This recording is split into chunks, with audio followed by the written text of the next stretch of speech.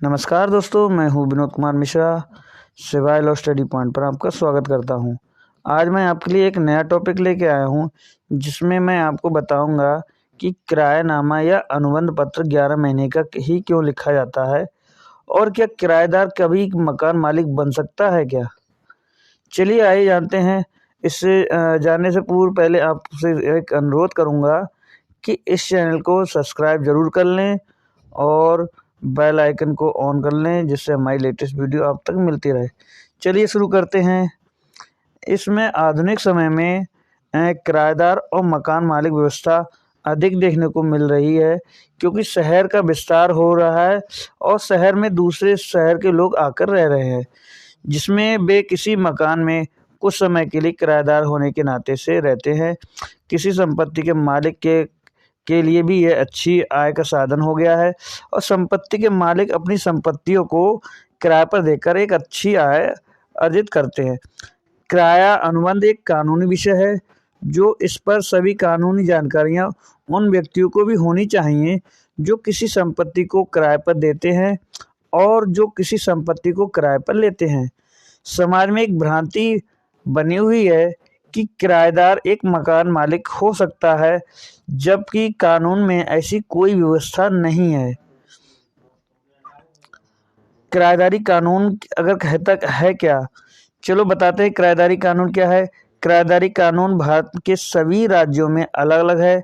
इसे कंट्रोल करने के लिए अलग अलग राज्यों ने अपने अपने हिसाब से कानून बनाए हैं, पर संपत्ति हस्तांतरण अधिनियम एकमात्र ऐसा कानून है जो समस्त भारत पर एक जैसा लागू होता है। इस कानून के अंतर्गत पट्टा के विषय में उपबंध किए दिए गए हैं। यह पट्टा ही किराएदारी होता है। क्यों कोई भी व्यक्ति जो किसी दूसरे व्यक्ति से जमीन या मकान किराए पर लेता है, तो वह जमीन और मकान का मालिक कभी नहीं हो सकता। यदि ऐसा किराएदार किसी मकान या जमीन पर 200 साल तक भी रहे, तब भी वह मकान मालिक नहीं बन सकता या जमीन का मालिक नहीं हो सकता, क्योंकि कानून ने स्पष्ट किया है कि किराएदार के पास किसी मकान या जमीन पर रहने और उसके उपयोग करने का अधिकार तो होता है, पर उसका मालिकाना हक नहीं हो सकता। मालिकाना हक उसी व्यक्ति का होता है जिसके पास प्रारंभ में ऐसा होता है। किराएदारी के अंतर्गत केवल जमीन या मालिक का आधिपत्य सौंपा जाता है, उसका मालिकाना हक नहीं दिया जाता। यह स्थापित नियम है कि कोई भी किराएदार कभी भी किसी संपत्ति का मालिक नहीं हो सकता। किरायानामा या अनुबंध और किराए की रसीद लेना आवश्यक होता है। किराएदारी मामले में देखा जाता है कि किराया अनुबंध और किराए की रसीद को लेकर मकान मालिक और किराएदार सतर्क नहीं होते, जिस कारण आपस में विवाद बहुत भयानक स्थिति तक पहुंच जाता है। किसी संपत्ति को किराए पर देने से पूर्व उस संपत्ति का किरायानामा बनवाया जाना चाहिए और हर महीने किराए की वसूली पर मकान मालिक द्वारा किराएदार को एक रसीद देनी चाहिए, जिसे किराया रसीद कहा जाता है, और इस प्रकार व्यवहार में वह सबूत या रिकॉर्ड के रूप में बन जाता है। इससे साबित होता है कि जो व्यक्ति संपत्ति पर अपना कब्जा बनाए बैठा है, वह संपत्ति पर एक किराएदार की हैसियत से है।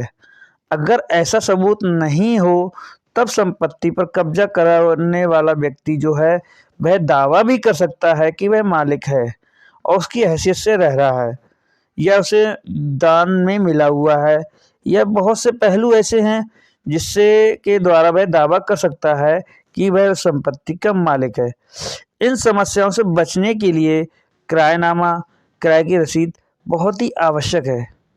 तभी किसी संपत्ति को किराए पर दिया जाना चाहिए, जिससे कानूनी मदद मिलती है और मकान मालिक और किराएदार दोनों ही कानूनी अधिकार सुरक्षित हो जाते हैं। पट्टा और किराया। अमूमन पट्टा और किराया को अलग अलग समझा जाता है, जबकि ऐसा नहीं है। पट्टा और किराया एक ही चीज़ है।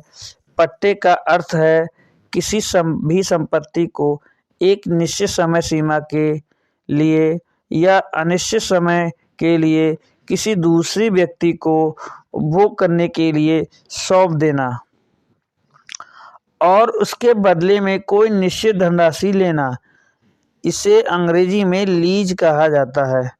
आमतौर पर सरकार पट्टे जारी करती है तो ऐसा समझा जाता है कि पट्टे सरकार ही देती है, जबकि कोई भी संपत्ति को किराए पर लेना पट्टा ही होता है। इसका स्पष्ट उल्लेख संपत्ति हस्तांतरण अधिनियम में मिलता है। जब कभी भी किसी संपत्ति को पट्टे पे दिया जाता है तो उसका पट्टा लिखा जाता है।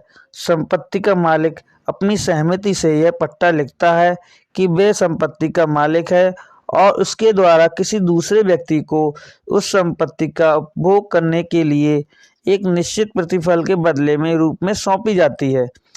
चलिए आइए आपको बताते हैं कि किरायानामा 11 महीने का ही क्यों लिखा जाता है।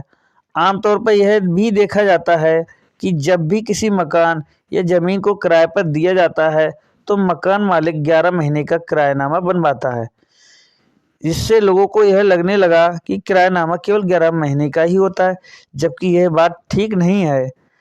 11 महीने का किरायानामा जैसी कोई भी चीज़ कानून में कहीं भी उल्लेख नहीं मिलता।